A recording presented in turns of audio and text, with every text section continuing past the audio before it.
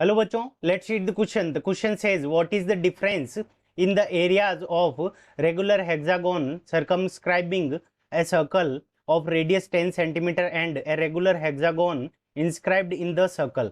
Option A 50 centimeter square, option B 50 square root 3, option C 100 square root 3 and option D 100 square root 3.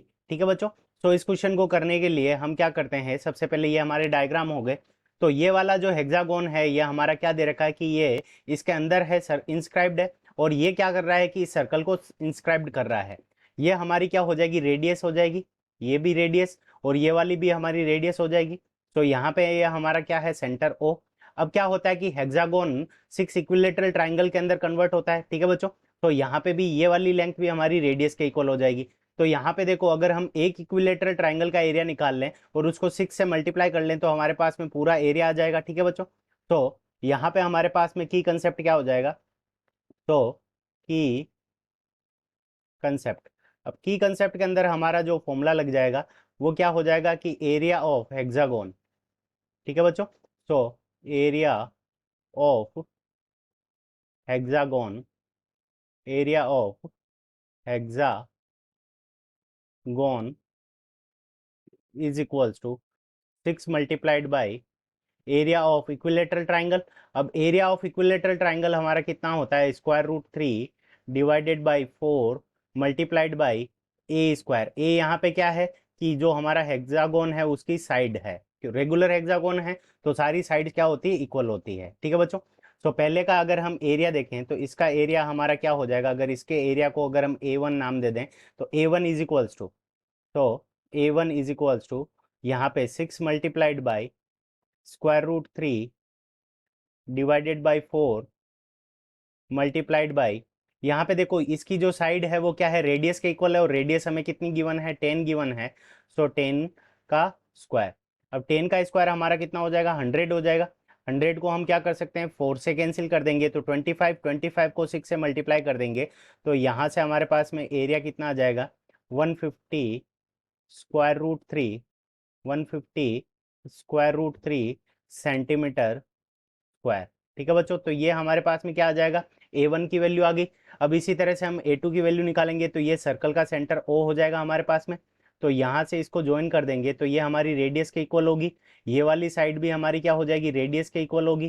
ठीक है बच्चों, और यहाँ पे इसको ज्वाइन जब कर देंगे तो ये हमारे पास में क्या बन जाएगा, तो सॉरी ये वाली रेडियस के इक्वल होगी हमारे पास में.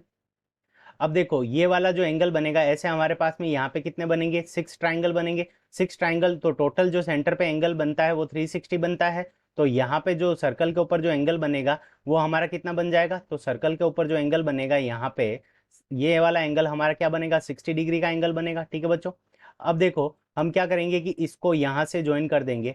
तो अगर ये साइड को, अगर हम पूरी साइड को अगर हम एक्स माने, ठीक है बच्चों, ये अगर ये पूरी साइड अगर हमारी एक्स होगी तो ये यहाँ से यहाँ तक का जो पोर्शन होगा वो हमारा कितना हो जाएगा, x/2 के इक्वल हो जाएगा. तो ये वाली जो साइड होगी उसकी वैल्यू हमारे पास में कितनी आ जाएगी, x डिवाइडेड बाई 2. अब देखो यहाँ पे ये पूरा एंगल 60 डिग्री का बन रहा है तो ये वाला एंगल हमारा कितना बनेगा, 30 डिग्री का बन जाएगा. तो और ये वाली हमारी क्या हो जाएगी, रेडियस के इक्वल हो जाएगी r. तो हम क्या करेंगे, इसके अंदर टेन थीटा लगा देंगे तो टेन 30, तो टेन 30 इज इक्वल्स टू, तो टेन 30 इज इक्वल्स टू, तो टेन थीटा बराबर क्या होता है, परपेंडिकुलर.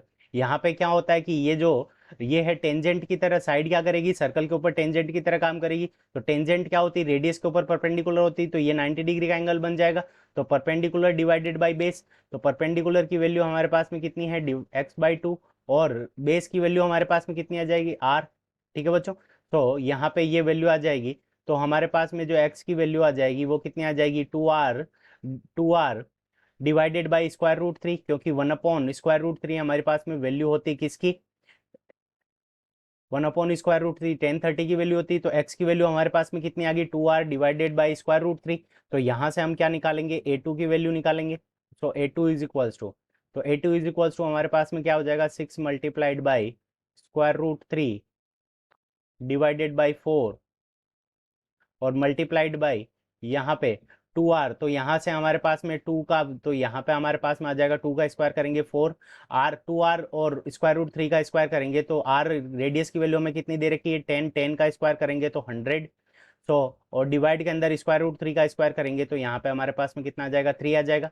तो ये 4 से ये 4 हमारा कैंसिल हो जाएगा। तो यहाँ पे हम इसको मल्टीप्लाई कर सकते हैं, तो 6 से मल्टीप्लाई, 6 को कैंसिल कर देंगे इससे, तो हमारे पास में कितना आ जाएगा 2।